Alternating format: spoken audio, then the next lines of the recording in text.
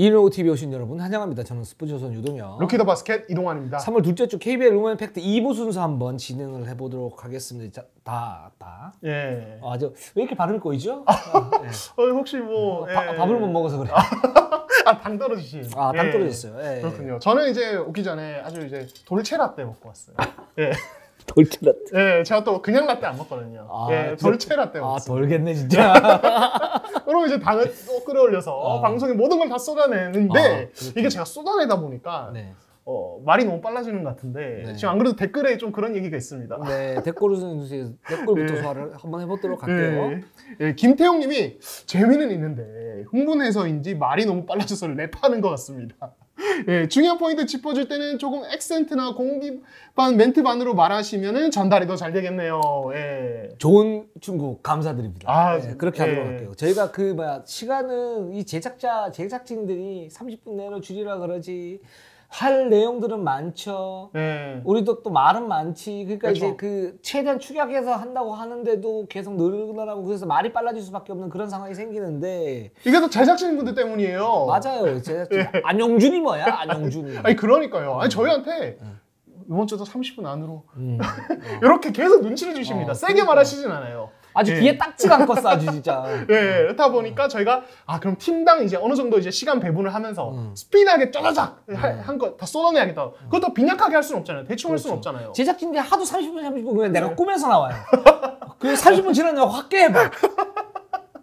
그래서 요즘에 잠을 좀 못 주무신다고. 죽을 것 같아요. 제작진들 때문에. 진짜. 출연자들의 건강까지 위협하는 이류농구 제작진입니다. 각성하라!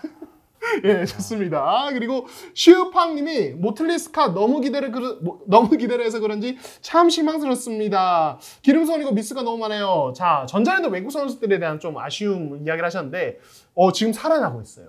그러니까 그 부분을 좀 보셔야 되는 게 저희가 이제 말씀드렸던 그 부분들은 그러니까 이제 이 선수들 개인 기량 괜찮다. 근데 이제 팀 농구니까 팀이 어떻게 적응하느냐 이 문제인데 그거는 이제 가세고 나서 바로 나오는 선수도 분명히 있을 수 있어요. 가드 쪽에서는. 근데 이제 특히 이제 빅맨들 같은 경우에는 뭔가 이제 팀 맞춰야 되기 때문에 그렇죠. 여기에서는 한 1, 2주 정도 더 기다려 봐야 되는데 모틀리가 조금씩 나오고 있습니다. 데몬 스카도 그렇고. 좀 더 보시면 좋을 것 같고요. 좋습니다. 그리고 아능파로님이 이제 3월 3일 3-3대에 펼쳐진 1위, 2위 KCC와 현대모비스 맞대결 경기 분석 부탁드립니다. 많은 팬분들이 기대를 안고 지켜봤는데 이제 중계진들이 한숨과 코웃음을 터뜨릴 정도로 경기 운영이 참담한 수준이었습니다. 이렇게 또 길게 쭉 댓글 또 써주셨습니다. 자, 이날 이 경기 운영 심판진 사실 논란이 좀 많았어요. 그렇습니다. 일단 기본적으로 그토록 주장하던 판정의 일관성이 완전히 흔들렸다. 완전히 흔들렸다. 완전히 흔들렸다라는 생각이 들고, 그러니까 저는 이 경기를 보면서 아니 도대체 그러니까 이렇게 뭐 예를 들어서 지금도 여기도 나오지만 그렇죠. 1쿼터 1분 49초 쇼노 푸싱 파울 그러니까 좀 했는데 베이스라인에서 파울을 불어요. 그러면 다 불어야 되는데 어떻게 하려고 저러지? 그렇죠. 이런 느낌들이 있었었고, 그리고 그러니까 비디오 판독을 비디오 판독이 너무 많았는데 정말 좀 너무 심했어요. 그러니까 이게 어느 정도였냐면 그날 이제 저도 현장에 있었고 윤혁 기자 현장에 있었고 많은 기자들이 왔어요. 왜냐면은 1, 2위 대결이고 이 경기 결과에 따라서 1위 싸움 판독은 완전 바뀔 수 있어. 정말 중요한 경기에서 많은 기자들이 왔는데 이 콜 나오고 막 비디오 판독 나오고 이럴 때마다 기자들끼리도 막 이런저런 얘기를 할 정도로 이게 뭐지? 막 이런 얘기가 나올 정도로 되게 좀 이게 이슈가 많이 될 수밖에 없는 경기 운영이었고, 그러니까 저희가 뭐 비디오 판독 너무 많은 문제, 콜의 일관성 문제 저희가 사실은 시즌 초반부터 내내 지적을 하고 있는데 가장 중요한 경기, 모든 팬들의 이목이 쏠리는 경기에서 이게 어떻게 보면 극에다라는 상황이 펼쳐져서 저는 좀 많이 답답하더라고요. 그렇습니다. 그래서 그 경기는 정말 굉장히 답답했어요. 왜 저렇게 하지? 정말 왜 저렇게 했지? 이런 생각이 좀 들었었고, 그리고 지금 이정현 선수 액션이 1쿼터부터 4쿼터 내내 진행돼서 캐스터분과 해설위원도 웃음타도 저도 이게 그러니까 이정현 선수가 좀 그러지 마세요 진짜. 왜냐면 전태진 감독이 이제 봉황새라고 실드까지 쳐줬잖아요. 그렇죠. 의학새가 아니다. 근데 지금 이거는 이렇게 계속 이렇게 하면은 이거는 의학새가 돼버려요. 의학새가 되느냐 봉황새가 되느냐 그건 이정현 선수에게 달렸습니다. 그 박지혁 기자가 그런 얘기를 한 적이 있거든요. 왜 우리가 플라핑할 때 벌금을 이제 내잖아요. 그럼 이제 1회는 이제 경고 수준이고 2회부터 뭐 이렇게 벌금이 이제 매겨지는데, 어떤 선수들 같은 경우는 벌금 난 상관없어 나는 그 그렇게 해서 슛을 넣고 이득을 본 다음에 연봉으로 만회할 거야 이렇게 하는 선수들이 나올 수도 있다 그러는데 이정현 선수가 좀 그런 거 아닌가 뭐 이런 의심까지 좀 들 정도예요. 그러니까 예전에 뭐 이게 습관성인 건 알겠어요. 고치려고 하는 것도 알겠는데 계속 그러면 그래서 외국인 선수들이 계속 막 이렇게 하면서 뭔가 제스처를 갖다 취하잖아요.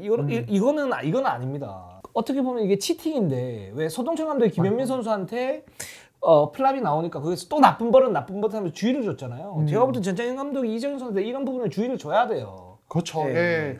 이날은 좀 많이 심했어요. 네. 이정현 선수가. 예. 그러니까 1쿼터에 뭐 전준범과 매치업이 됐는데 전준범이 막을 때 뭐 이제 동작들이라든지 그리고 막판에 사실은 이제 현대모비스가 쫓아갔다가 이제 KCC가 다시 리드 벌리면서 경기가 마무리가 됐는데 그때 과정에서 사실 다 이정현의 파울 유도와 어떤 자유투로 마무리가 됐는데 사실은 어떤 장면을 보면은 그냥 굳이 그렇게 안 해도 파울이 불리는 장면들인데 굳이 동작을 과하게 그렇죠. 하는. 그러니까 예. 습관적으로 저도 한 8차례 정도 본 것 같은데 그걸 계속 그러니까 야 이렇게 되면 이게 경기 질은 어떻게 되고 와 도대체 그 심판들에게 뭐 어떻게 하려고 저러는 건지 저는 좀 이해가 안 가더라고요. 예, 네, 좀 그렇습니다. 아쉬웠습니다. 그래서 기읒기님도 이제 그런 부분에 대해서 또 이제 지적을 또 해주셨습니다. 그러니까 예. 이게 계속 이렇게 되면 우리가 이제 그렇게 생각할 수밖에 없어요. 어떻게 생각할 수밖에 없냐면 이정현 선수 저렇게 욕을 먹으면서 그냥 저렇게 가는구나. 그냥 저렇게 가려고 하는구나. 이렇게 생각할 수밖에 없어요. 네. 그렇습니다. KBL 루머팩트 2부 순서 한번 진행을 해보도록 할게요. 전자랜드, 삼성, SK, DB, 현대모비스 순으로 한번 가보도록 하겠습니다. 자, 일단은 전자랜드 한번 가보도록 할게요. 자, 전자랜드가 KGC한테 패했고 현대모비스한테 패했습니다. 근데 DB한테 승리 갖다 거뒀어요. 예, 그렇죠. 이제 모틀리스캇 영입 후에 연패에 오히려 빠졌다가 네. 지금 이제 DB전 대승을 거두면서 분위기 반전을 일궈냈죠. 일단은 이제 저희가 뭐 댓글 때도 얘기를 했지만은 모틀리스캇이 경기력이 기대했던 게 조금씩 나오고 있어요. 좀 어떻게 보고 계세요 지금? 예. 저는 이 선수가 그 기본적인 이제 그 능력치는 있고 이 능력치를 그러면 어떻게 전자랜드 트라이에서 발현하느냐 이 문제가 관건이라고 지난주에도 말씀을 갖다 드렸지 않습니까? 근데 좋은 부분은 뭐냐면 이 선수 같은 경우에는 그 데빈 윌리엄스는 막 심판이 판정을 할 때 정말 이제 불만 많아가지고 뭔가 이제 터지기 일보 직전이냐면 이 선수는 아니라 그러면 이게 뭐지? 뭐 이렇게 한번 해볼까? 저렇게 한번 해볼까? 그러니까 수준이 높은 어떤 대응력을 갖다 보여주고 있어요. 마인드가 되게 좋더라고요. 그렇죠. 이제 예. 그 부분이 사실은 경기를 치르면 치를수록 이 부분이 뭐 획가닥 돌지 않은 이상은 예. 이제 나 안 할 거야! 뭐 이러지 않은 이상은 예. 그 부분이 전자랜드 쪽에서는 더 안정감을 갖다 줄 것이고 그렇게 되면 이 선수가 결국은 적응을 해나가면서 그 부분을 갖다 이용할 수도 있다.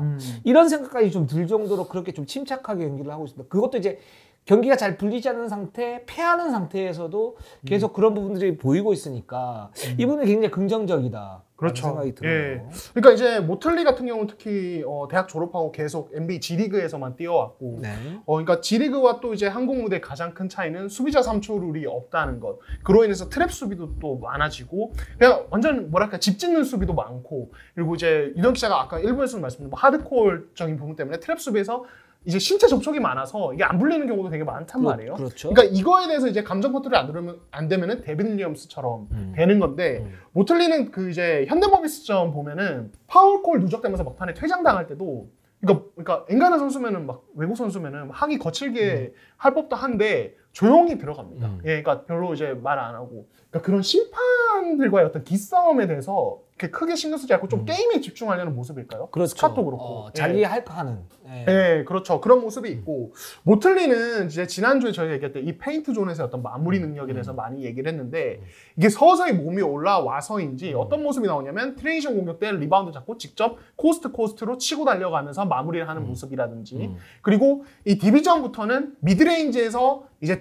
원 드리블, 투 드리블을 치다가 이제 그 G리그에서 많이 보여줬던 풀업 점퍼, 미드레인지 점퍼도 나오기 시작했어요. 저희가 뭐 예전에 이제 오리온의 대리를 못 넣었다. 그러니까 득점 3에 어시스트 7하는. 근데 그게 이제 시즌 초반에 몸이 올라오지 않다 보니까 팀들 중요를 활용하려고 하는 그런 이제 빈도가 좀 높긴 했는데 그 지난주에는 그 부분이 좀 바뀌었죠. 이제 비율을 조정을 하기 시작했죠. 그렇게 되면 이 선수 같은 경우는 뭐 그 정도는 아니다. 그러니까 그런 평가는 수정을 좀 해야 될 것 같고. 그래서 데몬 스캇도 농구를 좀 알고 하는 그런 선수.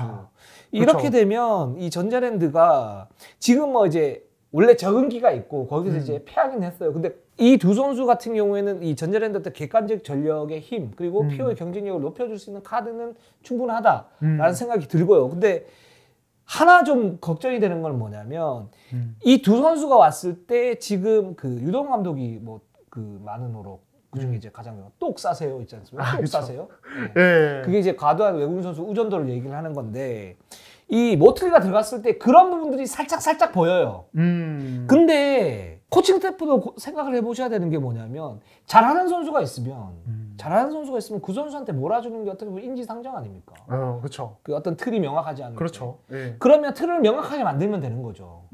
그렇지 않게끔 하는 틀을. 그러니까 모틀리를 1대1 공격할 때는 옵션을 하나 주고 그렇지 않고 미끼로 활용을 해서 다른 선수들로 활용을 하려면 그쪽에 대한 어떤 패턴에 그걸 주고 그걸 좀 명확하게 할 필요는 있다. 근데 전자랜드가 그 부분이 명확한 것 같지는 않아요. 아직까지는. 그렇죠. 예. 네, 저는 이 부분만 좀 수정이 되면 전자랜드는 상당히 무서워질 것 같다라는 생각이 듭니다. 그러니까 제 생각에는 이게 시즌 남은 경기, 정규리그 남은 경기가 아마도 이제 유도혁 기자가 말씀하신 그 어떤 틀, 확실한 원칙을 잡아가는 어떤 과정이 되지 않을까 싶어요. 이제 네. 선수들과도 이야기를 해봐야 되고 또 이제 심스나 이제 에릭 탐슨과 또 조금씩 디테일하게 스타일들이 또 다르지 않습니까? 네. 물론 레벨 자체는 높다고 하지만 그렇다 보니까 김낙현이나 또 박찬희 입장에서는 2대2의 틀도 달라질 거고 색깔도 달라지니까 이 부분을 계속 훈련도 하고 경기도 치러보면서 맞춰가는 과정이 되지 않을까. 그래서 저는 그것만 되기 시작하면은 지금 전자랜드가 4연패하고 막 승률 잠깐 5할 밑으로 내려가고 정말 잠깐 플레이오프 진출 위험해지는 이런 상황까지 왔었는데 결국에는 가게 되면 저는 플레이오프에서 되게 무서운 팀이 될 거라고 저는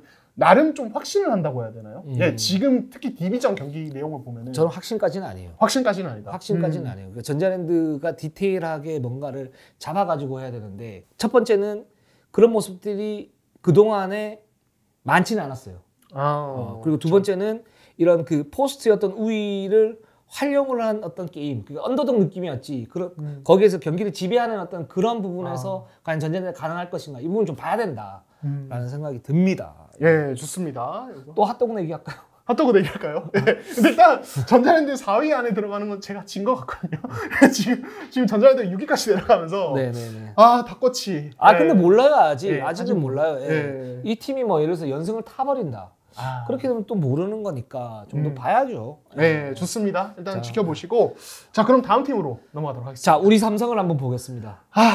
우리 삼성이 달라지지 않았어요 전혀. 2패를 했고요. KT한테 졌고 오리온한테 졌습니다. 그 진 건 진 건데 김시련 선수가 이제 부상을 당했어요. 예, 그 KT전 이제 연장까지 갔는데 막판에 네. 이제 갑자기 이제 다쳤는데 사실 김시현 선수가 예전부터 좀 쥐가 많이 나잖아요. 그렇지. 쥐가 많이 나는 스타일이어서 경기가 길어지면은 그래서 이제 김시래 선수의 그 과거 이력을 아시는 분들은 또 쥐 났구나 이렇게 생각했고 실제로 해설진도 그렇게 처음에는 그렇게 생각했는데 표정이 되게 심상치 않았거든요. 그때 알고 보니까 종아리 근육이 아예 파열되는 그래서 4주 아웃 사실상 시즌 아웃이죠. 아웃이 돼 버렸습니다. 그러니까 이게 그 전에 두 경기에서 삼성이 이제 DB도 잡아냈고 이제 SK도 잡아내면서 이거 6강 추격 가능해진다 이렇게 해서 탄력받다가 KT전에서 허운 빠진 KT에게 패하면서 김시래까지 다치면서 그냥 갑자기 그냥 희망이 확 사라지는 지금 상황이 돼버렸어요. 예. 김시련 선수가 이제 시즌 아웃이 됐고 삼성은 이제 6강 싸움에서 좀 많이 멀어졌다.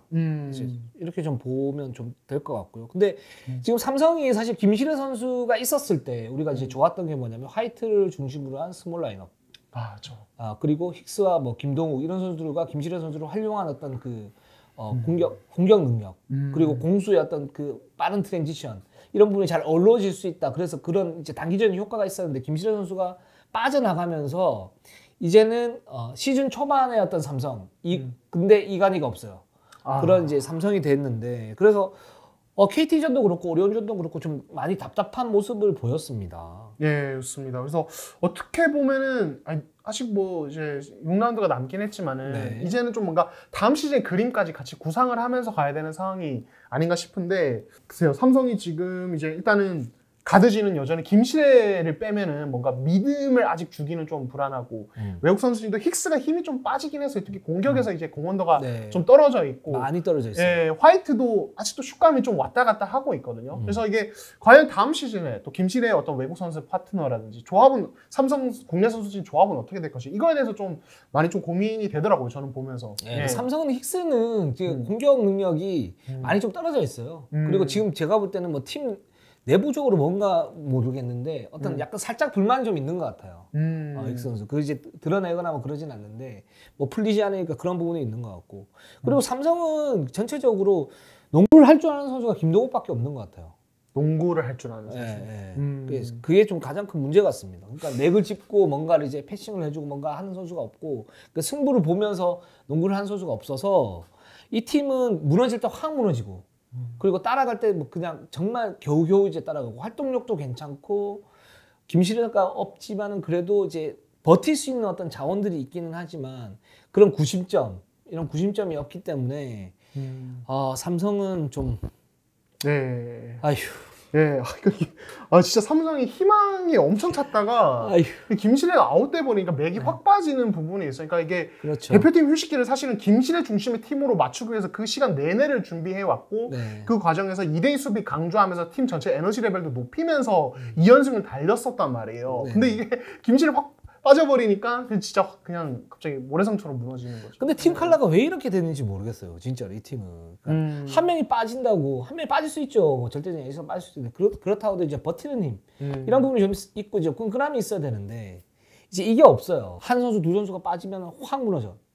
그럼 이제 객관적 전력의 극대화가 안 되는 거죠. 이 팀은. 네. 이 부분은 삼성 코칭 스태프나 아니면 그 관계자분들이 좀 고민을 해보셔야 되는 문제예요. 어떤 게 문제일까? 자, SK로 한번 가보도록 할게요. SK가 1승 2패, LG한테 승리가 다 거두는데 오리온한테 패했고 현대모비스한테 패했습니다. 뭐 이 팀도 지금 많이 좋지가 않습니다. 자, 근데 이 팀 또 원희가 또 사고 쳤어요. 네, 특히 1일 LG전에서 1쿼터 10분 뛰고 2, 3, 4쿼터에 아예 뛰지 않았습니다. 그래서 SK가 닉 미네라스만 기용하거나 미네라스 쉴 때는 국내 선수진으로만 경기를 운영하는. 근데 이게 그러니까 LG전이 사실 엄청 여유 있는 승리가 아니었거든요. 그렇죠. 예, 그러니까 더 좀 이제 이슈가 될 수밖에 없는 거죠. 그러니까 질 수도 있는 경기에서 원희를 아예 2, 3, 4쿼터 쉬게 했다. 이걸 문경 감독 나름 이제 특단을 내렸던 거고 그날 경기 끝나고 문경 감독이 프로답지 않은 모습이 너무 많이 보였고 이게 다른 선수들에게 영향을 끼칠까봐 아예 쓰지 않았다라고 아예 되게 공개적으로 또 원희에 대해서 좀 비판을 했습니다. 예, 그러니까 이 원희의 이번 시즌 문제에 대해서 저희가 좀 지적을 많이 해왔잖아요 그동안. 근데 뭐 해결될 기미가 안 보이네요. 예. 일단은 원희가 조금씩 문제가 있을 때 시즌 중반에는 이제 SK에서는 실드를 쳤죠. 뭐 당연히 그럴 수밖에 없는 거고. 뭐 예를 들어서 이류농구에서도 이동환 기자가 막 말썽을 일으켜요. 네. 그럼 제가 처음에 이제 실드를 치겠죠. 동환이가 원래 그런 친구가 아니고 원래 착한데. 이도혁 기자는 그런 스타일이 아니시잖아요. 먼저 시작하시잖아요. 야 동환이 너. 내부적으로 옥상을 가죠. 근데 그렇죠. 외부적으로 다른 분들한테 그렇죠. 그런 친구가 아니고 지금 여자친구하고 헤어졌고 그래서 얘가 많이 힘들고 살짝 우울증도 있어요. 뭐 이런 식으로 얘기를 하겠죠. 우울증이요? 뭐 예를 들면 그게 실드. 예를 들면 그러니까 이제 문경 감독 어떻게 얘기를 하셨냐면 이제 원희가 이제 뭐 그 가족분이 이제 그렇죠. 유명을 달리하셨으니까 그런 부분에 대한 어떤 심적 충격 그리고 거기에 따른 이제 그 체중이 늘었던 부분들 그래서 올 시즌에 이제 꼬였던 부분들 꼬이면서 잘 되지 않았던 부분들 뭐 이런 얘기를 갖다 하는데 이제 그 실드의 효과도 끝난 것 같아요. 어떤 느낌이냐면 그렇죠. 원희가 해도 너무하는구나 지금. 그동안 그렇게 이제 뭐 문경 감독하고 좀 연담도 하고 또 시간을 그렇게 많이 주고 계속적으로 기회를 줬음에도 불구하고 이 선수는 지금 팀에서의 어떤 그 자기의 어떤 뭐 역할을 못할 뿐만 아니라 해악을 미칠 수 있는 그런 행동들, 그러니까 그런 의심되는 행동들을 하고 있기 때문에 약간 태엽성이 있지 않습니까? 그렇죠. 그리고 계속 체중이 줄지 않는다? 이거는 저는 이 선수 본인의 어떤 책임이라고 봐요. 100%. 그렇죠. 사실 이제 저도 체중 잘 안 주는 사람으로서 이제 좀 우리는 그럴 필요가 없죠. 네, 그렇죠. 그러니까 이제 저는 왜 안 주는지 압니다. 그 이제 프로세스가 있어요. 체중을 안 줄일 수 있는. 그러니까 잘 먹고 잘 자면 돼요. 그러면 되는데 배를 안 고프게 하면 돼요. 맞아요. 허기를 절대 용납하지 않으면 되는데. 근데 이제 저는 일반인이잖아요. 따라올 수 있으면 따라와봐. 제가 뭐 이류농구에서 몸으로 뭐 보여드리는 건 잘 없잖아요. 전부 다 입으로만 하는데 원희는 프로 선수기 때문에 몸 관리가 굉장히 중요해요. 어떻게 보면 직업 정신의 이제 척도란 말이에요. 몸 관리가. 그렇기 때문에 문제가 있는 거고. 그리고 원희가 이제 그 가족 이제 쪽에 안 좋은 일이 사실 시즌 전에 개막을 앞두고 있었습니다. 그래서 어떻게 보면은 시즌 초반 그 중반 들어갈 때까지 SK 구단에서 충분히 이해를 해줄 수 있는 상황에서 이게 얼마나 힘들겠어요, 사실은. 예, 근데 어쨌든 이게 직장이고 저희만 해도 뭐 개인적으로 다 안 좋은 일이 있거나 힘든 일이 있을 수 있죠. 그렇죠. 근데 예를 들어서 그걸 이 방송에서 뭐 이렇게 보여준다든지 예, 풀 죽은 모습을 계속 보여준다든지 이러면 안 된단 말이에요. 그렇죠. 이동환 기자 보십시오. 네. 쭉 여자친구가 없어. 쭉 없어. 그러나 그렇죠. 예, 그러나 네, 아무렇지 않잖아요. 그 과정에서 많은 썸과 어떤 이런 것들이 있지만 그런 걸 저는 드러내지 않습니다. 썸 없어요. 있어요. 예, 많은 썸과 예, 많은 어떤 시련과 이런 게 있지만 저는 방송에서 절대 드러내지 않습니다. 본 예. 적이 없어. 그러니까 원희가 영어 자막 버전으로 저의 모습을 이류농으로 좀 봤으면 좋겠어요. 예. 성공을 위해서. 아, 네, 그렇죠. 예, 물론 이제 원희가 겪은 일과 제가 뭐 얘기하는 일은 뭐 전혀 비교가 될 게 아니지만은, 그러니까 이제 비교를 하자면 이제 결국에는 프로이기 때문에 중반부터는 어느 정도 이제 그 멘탈을 좀 잘 그렇죠. 정리를 하고 어쨌든 연봉을 받고 정말 많은 연봉 뛰지 않습니까? 그렇습니다. 예, 그렇기 때문에 끝까지 최선을 다하는 모습 보여줘야 되는데 예를 들어서 뭐 경기 중에 뭐 화장실을 간다든지 그러니까 네. 벤치를 이탈해서 이런 화장실 갔죠. 예, 정말 그것도 이제 무경 감독 화가 많이 나셨던 걸로 제가 기억을 하는데 이런 것들까지 그리고 최근에 뭐 LG전도 그렇고 그러니까 이거는 그러니까 뭐 힘든 걸 떠나서 프로로서의 어떤 자세에서 정말 KBL을 만만하게 보는 건가, SK를 만만하게 보는 건가, 구단을 왜 이렇게 행동을 그러니까 할까? 제가 볼 때 뭐 생일 축하, 뭐 생일 파티하고 뭐 이럴 필요가 없어. 그 공개적으로 생일 파티까지 해줬잖아요. 그렇죠. 아니 홈구장에서 아주 네. 그럴 필요가 없어요. 예, 그렇게까지 해줬는데 이런 태도를 예. 그래서 많이 아쉬워요. 예, 맞습니다. 그리고 거기에 플러스 이번 시즌에 되게 좀 소프트하고 조금은 비효율적인 플레이 스타일 변화까지 겹치면서 이게 뭐 다 좀 연결선상에 있는 것 같긴 해요. 사실은. 연결된 거죠. 예, 그러니까 그런 것들까지 겹치면서 이번 시즌이 어떻게 보면은 기대치 대비 가장 실망스러운 원래 원이라면 타일러 데이비스나 션농이랑 뭔가 맞짱도 떠주면서 물론 뭐 열세에 놓이는 경기도 있겠지만은 그렇죠. 그렇게 가주면서 SK가 거기서 경쟁력을 어느 정도 가져가 주면서 다른 쪽에서 이제 또 힘을 보태는 쪽으로 갔어야 되는데 거기서 힘이 확 빠져버리니까 이거는 사실 SK가 시즌 운영이 되게 힘들어지는 거죠. 예. 그렇습니다. 자, DB로 한번 가볼게요. DB. 예. DB는 참. 예. 자, 1승 2패를 기록을 했고 KCC한테 졌고 KT한테 승리를 갖다 거뒀고 전자랜드한테 졌습니다. 뭐 사실상 6강 진출이 정말 쉽지 않아졌어요. 예. 예, 그러니까 DB가 진짜 휴식기 들어갈 때마다 되게 희망이 커 보였는데 네. 그 후에 연패에 빠지고 이번 주에도 KT전 이기면서 모른다. 근데 또 전자랜드 사실 전자랜드가 그때 좀 연패인데다 6위였기 때문에 이 경기 잡으면 또 모른다였는데 이것도 완패를 해버리면서 네.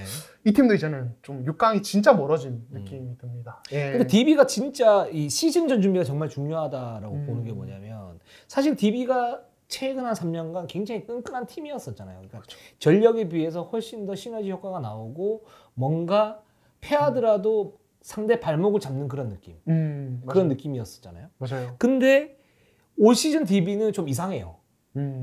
컬러가 좀 바뀐 것 같아요. 뭐 이상범 감독이 계속 시즌 중간중간에 이렇게 게임을 하면 안 된다. 뭐 좀 더 허스를 보여야 된다. 그랬는데 이게 말로 안 되는 것 같은 게 시즌 전에 부상자가 많고 거기에서 이제 나올 수 있는 어떤 그 팀 케미에서 나올 수 있는 끈끈함 이런 부분이 있어야 되는데 그 과정이 생략이 되다 보니까 이 팀이 경기를 이렇게 하고 싶어서 하겠습니까? 사실 그렇지는 그쵸. 않겠죠.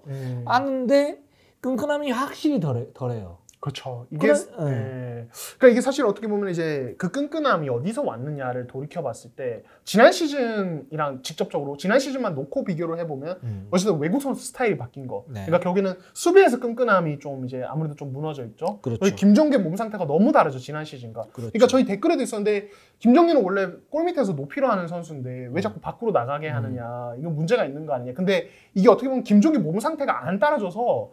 이상원 감독이 좀 마련한 자구책이에요. 맞아요. 예, 그러니까 지금 이제 뒤꿈치 상태 아직 정상이 아니기 때문에 계속 인사이드에 있다 보면은 또 다칠 위험성이 있어서 밖에서 그럼 슛을 던져라라고 지금 이번 시즌은 그렇게 가는 거거든요. 그렇죠. 김동규가 인사이드에 있었을 때 거기서 뭔가를 해결해 주거나 링크 역할을 해줘야 되는데 그렇지 않고 부상 위험도가 높은 상태에서 골 밑에 박아두면 오히려 더 스페이싱이 안 나는 것밖에 안 되니까 밖으로 빼는 거죠. 그렇죠. 그러니까 김정규가 밖으로 나가고 그리고 오노아쿠에서 이제 메이튼으로 바뀌었는데 메이튼 되게 좋은 선수이지만은 오노아쿠와 또 다른 점이 수비에서 그 정도 높이는 아니고 존재감이 아니다 보니까 그러니까 DB가 최근의 모습 보면은 그날 뭐 3점슛 성공률에 따라서 경기력이 크게 갈린단 말이야. 들어가면은 쉽게 이기고 KT전처럼 안 들어가면은 뭐 전에 삼성전이라든지 전자랜드처럼 크게 지는데 이게 다르게 얘기를 하면 뭐냐면 제가 말하는 그 더러운 득점 공격 리바운드 퍼펙트 득점이라든지 트레이션 득점 이게 좀 되게 많이 줄어들었어요. 맞아요. 이게 김정규랑 오누아쿠 트윈타워가 인사이드에 박혀 있으면은 공격 리바운드 장악하고 거기서 뭔가 하고 비비적 거리면서 넣는 그렇죠. 득점. 그렇죠. 그게 상대 팀에게는 엄청 기분 나쁜 거거든요. 그렇죠. 강한 팀들은 그런 걸 잘해요. 수비 후에 에너지 레벨로 역습으로 푸시하면서 페이스 푸시하면서 만드는 득점 이런 것들이 많이 나와줘야 사실은 주도권을 잡고 가고 에너지 레벨을 끌어올리면서 가는데 DB는 지금 사실은 선수들 몸 상태 때문에 둘 다 안 됩니다. 지금 예, 그러니까 상대 파울 유도도 많이 안 되고 그렇다 보니까 밖에서 슛을 많이 던지는 소프트한 농구. 그러니까 이상문 감독은 슛은 우리 팀의 메인이 아니다. 그거는 그날 따라 컨디션에 따라 다른 거고 원래는 많이 활동량을 가져가고 많이 달리는 농구를 해야 된다고 하는데 이게 선수들 몸 상태 때문에 이루어지지 않다 보니까 기본적으로 결국에는 점프슛 의존도가 높은 점프슛 팀이 되어버리는 거죠. 예. 근데 이 팀이 사실 최근 그 시즌을 보면 부상자들이 너무 많아요. 그렇죠. 이 부상자가 왜 이렇게 많은지는 내부적으로 고민을 좀 해보셔야 됩니다.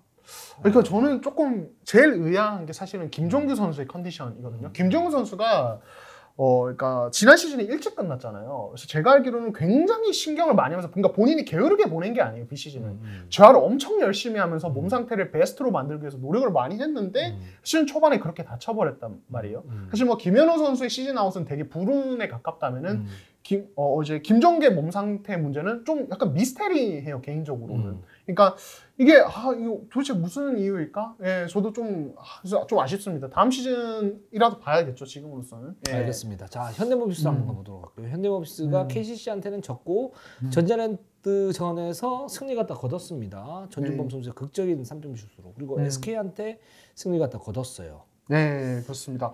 일단 이제 KCC전 지면서 이거 또 1위 싸움 좀 멀어지나 이랬는데 그 뒤에 2연승 하면서 다시 아직 가능성이 생겼고 지금 장재석이 요즘 별명 아세요? 장재석 별명? 장키치예요. 장키치. 골 밑에서 훅슛이 다 들어가요. 진짜 그렇습니다. 요키치 보는 것 같아요. 장재석. 요 장재석 경기를 좀 어떻게 보세요? 진짜 엄청 업그레이드가 됐잖아요, 지금. 일단 저는 이 선수는 네. 이 선수가 이제 가장 잘하는 것 중에 하나가 뭐냐면 드리블이에요. 핸들링. 네. 그러니까 드리블에서 핸들링, 볼 핸들링. 그러니까 제가 알고 있기로는 함지훈 선수만큼 해요. 근데 그걸 이제 써먹을 수가 없었어 그동안. 왜? 슛이 안 되니까. 그쵸. 네. 근데 이 선수가 지금 이제 좋은 거는 뭐냐면 예전에는 이제 그런 자신의 어떤 드리블링을 좀 살려보려고 했다가 이제 슛이 안 되니까 거기에서 어떤 그 비효율이 좀 많이 나타나는데 오히려 심플하게 바꿨어요. 이 선수를. 펌페이크를 많이 하잖아요. 펌페이크도 그쵸. 막 한두 번 정도 이렇게 하고 그냥 그대로 올라가는 자신을 믿고 가는 이제 일단 그게 기본이 되고 난 다음에 나머지를 해줘야 되는데 근데 그 기본이 안 된 상태에서 나머지만 하니까 이 선수가 가능성은 있는데 존재감이 좀 약한 그런 모습들 갖다 보였단 말이에요. 근데 또 바꿔서 얘기하면 이 선수가 어떤 그 심플하게 농구하는 법만 딱 배우게 되면 다른 부분들의 어떤 감각이라든가 드리블링이라든가 볼 핸들링이라든가 이런 부분은 괜찮기 때문에 뭔가 폭발할 수 있다. 이제 이런 가능성이 높아지지 않습니까? 그렇죠. 이제 그런 과정이 아닌가라는 생각이 들어요. 예. 그러니까 이제 슛이 안 되는 부분 되게 중요한데, 그러니까 장재성이 뭔가 슛폼이나 슛 터치가 나쁜 선수가 아닌데 되게 좀 슛 효율이 그렇게 높지가 않았단 말이에요, 이전까지. 근데 이제 장재석 본인이 그런 얘기를 하더라고요. 최근 2, 3년 동안 이 슛 터치, 슛 감각을 기르기 위해서 개인적으로 좀 이렇게 막 그 손가락 감각 훈련을 되게 많이 했대요. 그렇게 하면서 본인이 좀 노력을 많이 했고, 그리고 이제 현대모비스 와서는 이 아이라 클라크 코치와 1대1 훈련을 되게 많이 합니다. 그렇죠. 그러니까 지금 이제 장재석이 득점하는 장면은 크게 두 가지예요. 제가 봤을 때는 일단 이제 본인이 기본적으로 빅맨 중에서 이 사이즈의 이 정도 민첩성 가진 빅맨 사실은 많지는 않거든요. 그러니까 페이스업 상황에서 드라이브인으로 득점을 만들어내는 장면이 하나 있고, 또 다른 장면은 밀고 들어가다가 포스트업 자세를 밀고 들어가다가 이제 턴어라운드 훅슛인데, 이게 뭐냐면은 아이라 클라크 코치가 힘이 워낙 좋다 보니까 이 포스트업 훈련할 때 거의 다 버텨낸대요. 그러니까 장재석에 공간 안 주는 거죠. 그렇다 보니까 장재석이 그런 상황에서 힘으로 더 밀고 못 들어간 그 거리에서 어떤 슛 훈련, 어떤 1대1 득점 마무리 훈련을 되게 많이 하고 있고 이게 엄청나게 도움이 많이 된다고 하더라고요, 본인이. 그리고 유재학 감독이 어떤 그 원포인트 레슨도 있죠. 그렇죠. 예, 그러니까 예를 들어서 뭐 턴어라운드에 대해서 장재석이 좀 고민이 많았는데 유재학 감독이 그 부분에 대해서 힘을 오히려 빼라. 이전은 장재석 본인은 이거를 힘을 좀 더 주고 가야 되나 이렇게 생각을 했는데 힘 빼라라고 했는데 그게 갑자기 자연스럽게 되더라. 이런 부분이라든지. 그러니까 어떻게 보면은 본인의 노력 플러스 이제 현대모비스 코칭 스태프의 어떤 여러 가지 도움을 통해서 일궈낸 변화다. 이렇게 볼 수 있을 것 같아요. 이 장재석 선수 네. 같은 경우는 기본적으로 농구에 되게 진지해요. 이 선수가 이제 인터뷰를 하면 되게 웃기고 뭐 맞아요. 그런 어떤 개그 본능이 있어요. 맞아요. 네. 재밌어요. 재밌는데 근데 이 선수는 기본적으로 농구에 되게 진지한 선수고 노력을 굉장히 많이 하는 선수인데 음. 그동안 근데 문제는 이제 노력을 어떻게 하느냐 이 음. 부분이 문제지 않습니까? 근데 그 어떻게가 지금 조금씩 풀리고 있다. 음. 지금 이렇게 보고 있고 그렇게 본다면 장재석이 지금 뭐 늦은 나이긴 하지만 스텝업이 될 수 있다. 네. 라는 생각이 듭니다. 지금 이제 현대모비스 같은 경우는 저희가 지난주에 뭐 이우석 선수 얘기를 하긴 했었지만 이우석 선수의 어떤 존재감이 조금씩 더 드러나고 있어요. 그렇죠. 예, 그러니까 아직은 어려서 뭐 이제 약간 한 번씩 뭐 보네드 플레이를 한다든지 좀 되게 투박한 장면도 나오지만은 중요한 거는 현대모비스가 유작 감독 비롯한 코칭 스태프가 약간 집요할 정도로 출전 시간을 꾸준히 주고 있다는 거예요. 이거에 대해서 이제 유작 감독이 실제로 어떤 코멘트를 했냐면 이우석은 무조건 할당량을 채울 생각이다. 예. 여기에 대해서 좀 디테일하게 여쭤봤더니 거기에 대해서 그러니까 그게 뭐 출전 시간을 얘기하는 게 아니라 똑같은 어떤 이제 다른 선수를 기용할 상황이면은 이우석을 쓰겠다 이거예요. 그러니까 그 정도로 지금 기대치가 높은 거죠. 그러니까 네. 이게 저는 현대모비스의 문제점 중에 하나가 뭐냐면 그거였어요. 그러니까 행동 대장이 없다라는 거였거든요. 행동. 자 예를 들어서 자 서명진 했어요. 음. 자 베스트 5를 봅시다. 서명진, 그다음 뭐 김민구, 네, 뭐 김민구 쓰죠. 그다음에 함지훈 나올 거고, 션농 나오고, 뭐 기승호나 전준범이겠죠. 기성무나 전준범이 나오잖아요. 근데 이 5명 선수들의 활동력이 확실히 활동력이 좋은 선수가 없어요. 그죠? 그렇죠. 물론 열심히 뛰겠죠.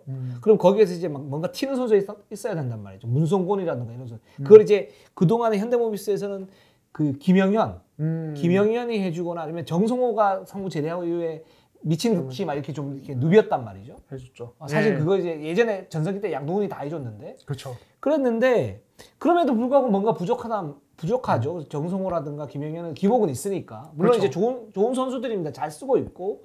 그런데 안정적이면서 그런 선수가 좀 필요해요. 그리고 좀 장신이었으면 좋겠고. 그렇죠. 그게 이우석이죠. 그렇죠. 예. 그러니까 이 작가님 그런 얘기를 그러니까 이 선수는 1번 볼 선수는 아니다. 그러니까 196의 장신이고 뭐 드리블도 되지만 1번 볼 선수는 아닌데 다만 그 사이즈에 2대 게임 될 정도로 볼 핸들링 되고 그리고 볼 없이 농구를 할 줄 안다. 그러니까 요즘에 젊은 선수들은 이제 자꾸 볼을 가지고 농구하려는 어떤 그런 어떤 마인드가 기본적으로 있고 습관도 있어서 되게 좀 어려운 부분이 있는데 이우석은 그런 어떤 스타일이 아니다. 그래서 볼 없는 상황에서도 뭔가 효과를 낼 수 있는. 예, 그러니까 또 거기에 플러스 이동혁 기자가 언급하신 그런 어떤 활동량.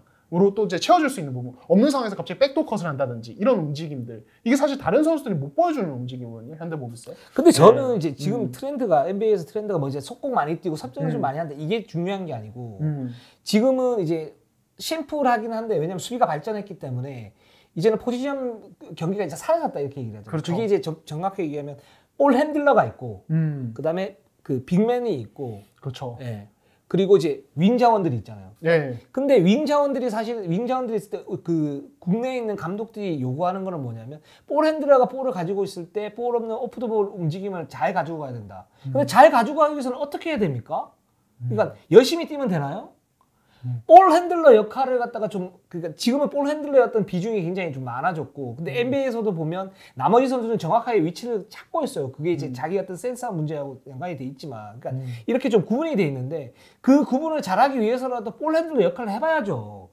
자 치고 들어갔을 때 어디가 비는지 그럼 그 자리로 가야 될 거 아닙니까? 그렇죠. 근데 해봐야죠. 그러니까 단지 이 선수는 볼만 가지고 뭐를 해. 볼만 가지고 뭐를 해. 이렇게 저는 이제 얘기할 게 아니고, 이 볼을 가지고 뭐를 할 때, 볼을 가지고 뭘 하는 상태에서 스크린의 위치라든가 이런 부분을 정교하게 잡아주고, 오프 더 볼 무브에서는 이 선수가 들어갔을 때 어떤 오픈되는, 순간적으로 오픈되는 찬스가 어딘지를 잡아줘야 되는 거죠. 그렇죠. 근데 그 작업이 없이 그냥 오프 더 볼 무브가 뭐 문제가 있어. 이렇게 얘기하면 저는 그거는 감독으로서 직무유기라고 보거든요. 예. 이제 그렇게 얘기하면 안 된다. 근데 뭐 유작 감독이 아니고 보통 이제 다 대부분 지금 감독들은 그런 식으로 얘기를 하고 있어. 그러면 좀 더 디테일하게 잡아줘라. 아, 그렇죠. 왜 안 움직이냐 이렇게만 얘기하시는 분들 그렇지. 계시죠. 예. 예. 그리고 그 패턴을 정확하게 만들어서 정확하게 잡아요. 그렇게 디테일하게 잡아줘야 오프터 무브가 뭔데요? 움직임이 도대체 뭐냐고. 그거 알 거 아니야. 알 거 아니에요. 그게 왜 중요한지 알 거 아니야. 알려줘야 될 거 아니에요. 디테일하게 잡아줘야죠. 그렇죠. 예. 예. 근데 그것도 안 잡으면서 아 요즘 애들은 오프더 볼 움직임이 안 좋아. 어쩌라고. 예. 알겠습니다. 저는 그 말 안 했어요.